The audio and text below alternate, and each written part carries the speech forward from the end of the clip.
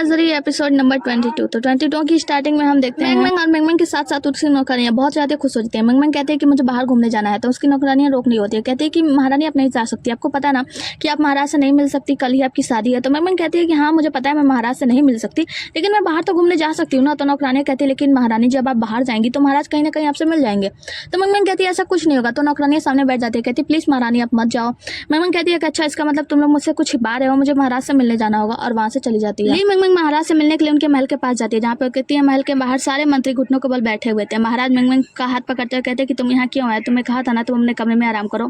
मेंगमेंग कहती है कि महाराज आप ये सब मुझसे क्यों छुपाना चाहते थे। तो मेंगमेंग को अपने पास बैठाकर महाराज बोलते हैं कि तुम मेरी हो, इन सब पे तुम ज्यादा ध्यान न दो, कल तुम्हें दुल्हन बनना है, तुम कल सबसे ज्यादा खूबसूरत लगोगी। मेंगमेंग कहती है कि महाराज आपके पास दो विकल्प है, मैं या सिंहासन, आप दोनों में से किसे चुनेंगे। महाराज कुछ नहीं बोलते हैं, मेंगमेंग का हाथ पकड़ लेते हैं। जिसके बाद से मेंगमेंग कहती है कि महाराज जब मैं यहाँ आई थी मैंने आपको देखा था, आप बहुत ही ज्यादा महत्वाकांक्षी थे, आप सिंहासन के लिए बहुत ही ज्यादा मेहनत की है, और मैं नहीं चाहती कि मेरे वजह से आपका कोई भी सपना टूटे।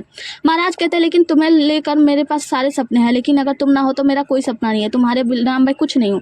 मेंगमेंग कहती है तो महाराज कुछ समय के लिए हम इस शादी को टाल क्यों नहीं देते, अगर सारे मंत्रीगण ऐसे चाहते थे। तो महाराज कहते हैं कि सारे मंत्रीगण चाहते हैं कि मैं किसी कुलीन महिला से विवाह करूं, किसी बहुत बड़ी महिला से विवाह करूं, लेकिन सोचो मेंगमेंग अगर तुम नहीं होगी तो मेरा क्या ही होगा, मैं सिर्फ तुमसे विवाह करना चाहता हूँ।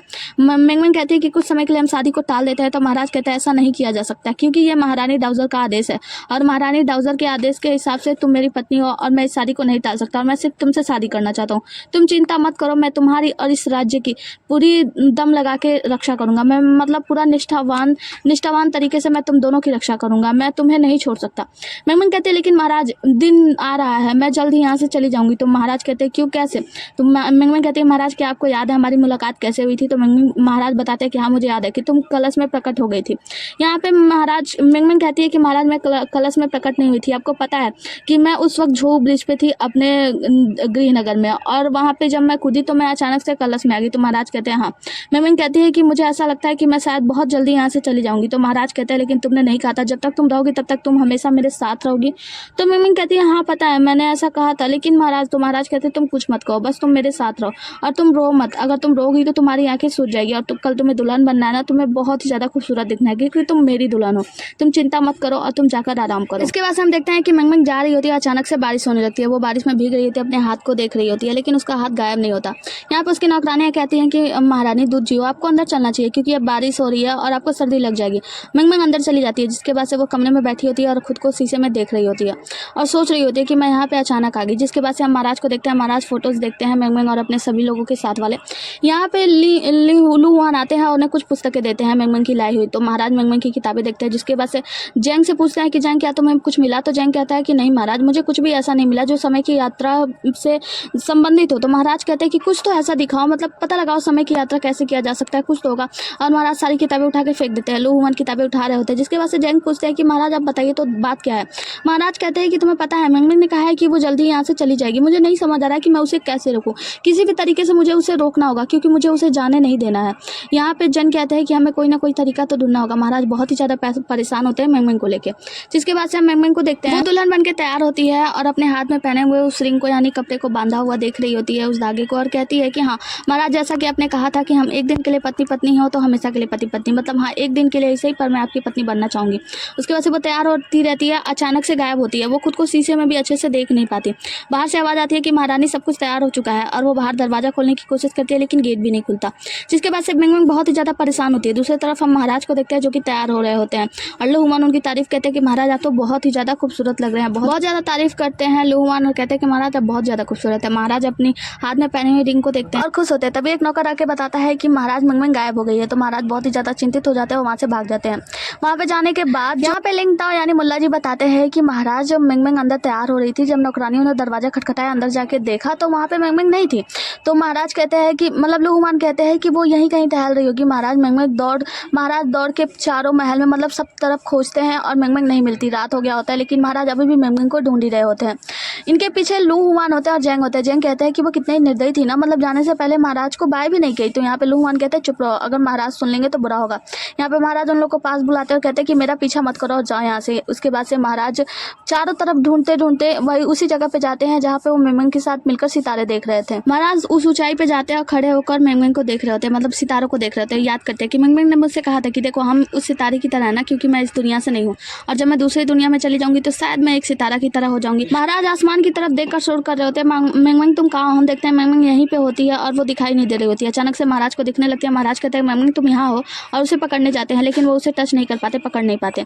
जिसके बाद से महाराज कहते हैं ये सब कब से हुआ? तो मैंगमैंग बताती है कि जब यांग सिटी में पहली बारिश हुई थी तब से मुझे ऐसा लगा था कि मैं गायब होने वाली हूँ। तो महाराज कहते हैं लेकिन तुमने मुझे बताया क्यों नहीं? तो वो कहती है कि मैं नहीं चाहती थी कि तुम मेरी वजह से परेशान हो जाओ, तुम्हारे पास इतनी और भी सारी परेशानियां थी। मुझे पता था अगर मैं तुम्हें ये सब बता दूं तो और ज्यादा तुम परेशान हो जाओगे, तो मैं तुमसे कैसे बताती। मैंगमैंग कहती है मैं भी ऐसा नहीं चाहती थी, मैं कभी नहीं चाहती थी कि मैं एक भूत की तरह बन के रहूं। मैं तुम्हारे पास हर वक्त थी, मैं तुम्हारे साथ ही थी जब तुम मुझे ढूंढ रहे थे। मैं तुमसे बोल रही थी लेकिन तुमने मेरी आवाज़ नहीं सुनी। मैं हर उस वक्त तुम्हारे साथ थी जब जब तुम मुझे ढूंढ रहे थे, लेकिन मैं क्या करूँ, मुझे कुछ समझ नहीं आ रहा मैं क्या करती। तो महाराज कहते हैं कि मैंगमैंग मुझे माफ़ कर दो, मुझे तुमसे ऐसा नहीं बोलना चाहिए था। उसके बाद से हम देखते हैं मैंगमैंग विजिबल होने लगती है, मतलब दिखाई देने लगती है पूरी तरीके से। महाराज मैंगमैंग को गले लगा लेते हैं और कहते हैं कि प्लीज़ मुझे छोड़कर मत जाओ, बताओ मैं इसके लिए क्या करूँ। मैंगमैंग कहती है मुझे नहीं पता। तो महाराज कहते हैं अच्छा बताओ क्या तुम अपने घर जाने वाली हो? मैंगमैंग कहती है मुझे नहीं पता कि मैं कहाँ जाऊँगी, क्या होगा। तो महाराज कहते हैं कोई बात नहीं, जब तक तुम रहोगी मेरे साथ तब तक मैं हूँ तुम्हारे साथ, तुम हमेशा मेरे साथ ही रहोगी। महाराज कहते हैं मैं तुम्हें कभी वापस नहीं जाने दूंगा, तुम सिर्फ मेरी हो। आगे मैंगमैंग और महाराज एक जगह बैठे होते हैं, टेबल पर सारी मिठाइयाँ लगी होती है, जहाँ पे मैंगमैंग कहती है माफ करना, मेरी वजह से आपकी भव्य शादी बर्बाद हो गई। महाराज कहते हैं कोई बात नहीं।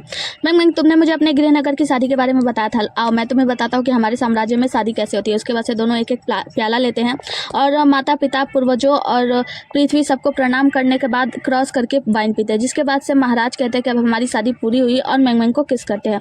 वो दोनों वचन लेते हैं कि हम दोनों जन्म जन्म तक हमेशा साथ रहेंगे। जिसके बाद से हम देखते हैं कि मैंगमैंग आ रही होती है, बाहर घूम रही होती है। महाराज दौड़ते हुए उसके पास आते हैं। महाराज कहते हैं कि मैंने तुमसे कहा था ना कि तुम अकेले कहीं भी बाहर नहीं जाओगी। मैंगमैंग कहती है मैं बाहर नहीं गई थी, बस महारानी दाऊजर से मिलने गई थी और मेरे साथ ये लोग हैं ना।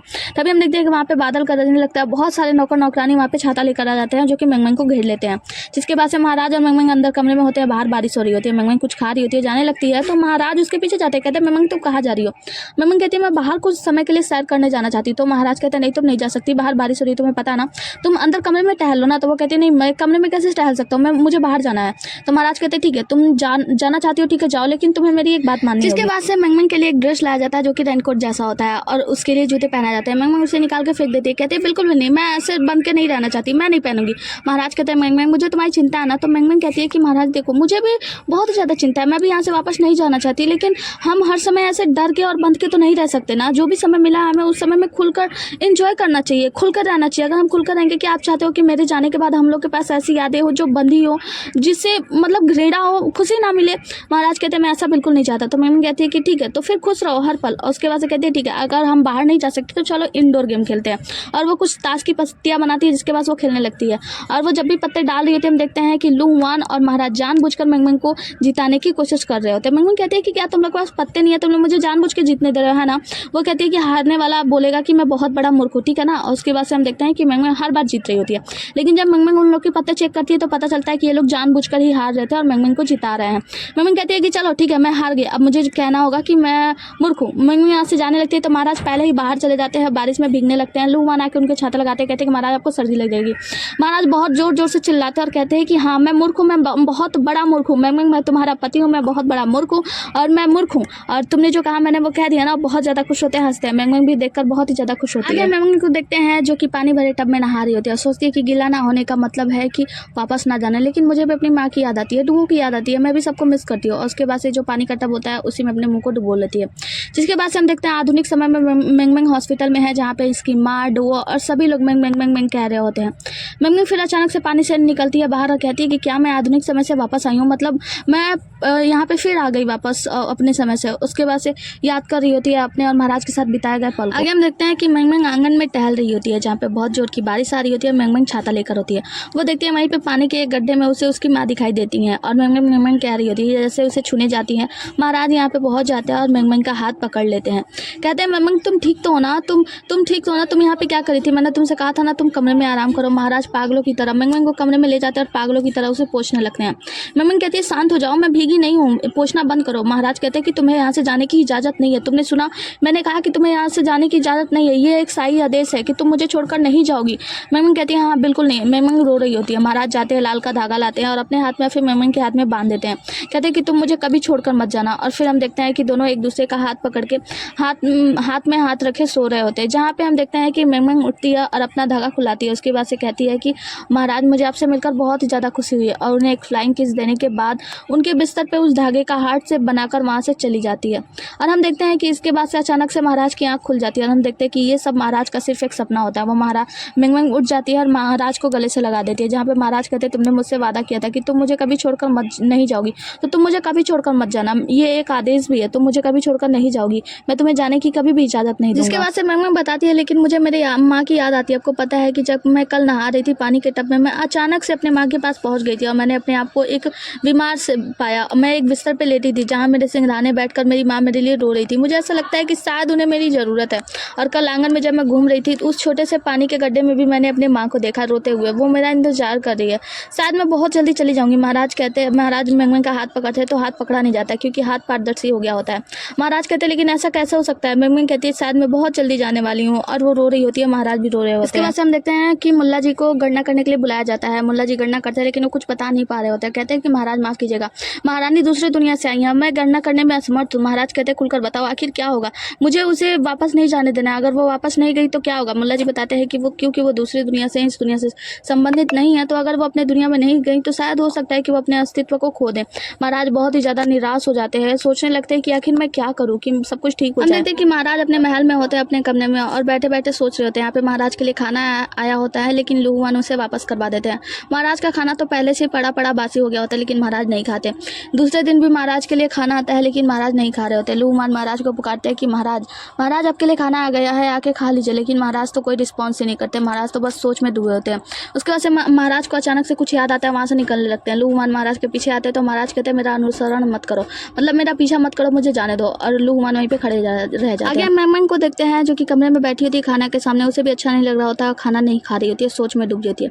तब वहाँ पे महाराज आते हैं और कहते हैं कि महाराज कहते हैं मिंग से कि मिंग मैं तुम्हें खुद से दूर भेजना चाहता हूँ, तुम मुझे इजाज़त दो कि मैं तुम्हें खुद से दूर भेजूँ। मैं अब नहीं चाहता कि तुम यहाँ पे रहो और ज़्यादा कष्ट सहो, मैं नहीं चाहता कि तुम्हारा अस्तित्व पूरी तरीके से समाप्त हो जाए। मिंग कहती है लेकिन मैं तुमसे दूर होकर नहीं जी पाऊँगा, अगर मैं तुमसे दूर हो जाऊँगी तो मैं कैसे रहूँगी, मुझे खुद से दूर मत करो। महाराज कहते हैं प्लीज़ मैं मजबूर हूँ और मुझे तुम्हें खुद दूर करने दो, मैं चाहता हूँ कि तुम अपने घर वापस लौट जाओ। मिंग कहती है ठीक है लेकिन एक वादा करो, मैं चाहती हूँ कि तुम मेरे साथ चलो समुद्र देखने। महाराज कहते हैं ठीक है जैसा तुम कहो। आगे हम देखते हैं कि महाराज घुड़सवारी करके मिंग को लेकर समुद्र दिखाने के लिए ले जा रहे होते हैं। और इसी के साथ हमारा आज का एपिसोड भी खत्म होता है। सच बताओ तो लास्ट वाला एपिसोड ना बहुत ही ज़्यादा रोने धोने वाला होता है। इसके पहले वाला 21 और 22 दोनों रोने धोने वाला था, आगे पता नहीं क्या होगा, मैंने देखा नहीं है। चलो इसी के साथ मिलते हैं, बाय बाय, टेक केयर, अपना ख्याल रखना। और हाँ, वीडियो को लाइक करना बिल्कुल मत भूलना क्योंकि अब आप लोग भूल जा रहे हो, अब आप लोग वीडियो को लाइक नहीं करते हो, तो वीडियो को लाइक कर दो, चैनल को सब्सक्राइब कर दो। इसी के साथ मैं बता दूं कि मेरे डियर सब्सक्राइबर्स आप सभी के लिए एक अच्छा सा ऑफर है कि हर 2 महीने में मैं अपने सब्सक्राइबर्स में से किसी एक सब्सक्राइबर को, जो कि बहुत अच्छा सब्सक्राइबर होगा, जो मेरे हर एक वीडियो पर लाइक कर रहा होगा और कमेंट कर रहा होगा, मैं उसे चुनूंगी और उसे 101 रुपये का छोटा सा तोहफा दूंगी। तो बनने के लिए, मतलब अगर आप भी नंबर 1 सब्सक्राइबर बनना चाहते हो तो चैनल को सब्सक्राइब कर दो, उसके बाद से हर एक वीडियो को लाइक करो और कमेंट तो जरूर करना, कुछ ना कुछ कमेंट कर देना। Thank you, tata, bye bye. ये सब्सक्राइबर्स के लिए पता है क्यों है, क्योंकि वो अपना कीमती समय निकाल कर वीडियोस देखते हैं, प्लस उसको लाइक करते हैं और अपना कीमती समय निकाल कर कमेंट भी करते हैं। तो ठीक है, 2 महीने बाद यानी 25 जुलाई को मैं किन्हीं 2 बेस्ट सब्सक्राइबर को चुनूंगी जो कि मेरे चैनल पे हमेशा एक्टिव होंगे और उन्हें 101 रुपये का तोहफा दूंगी। ठीक है, बाय।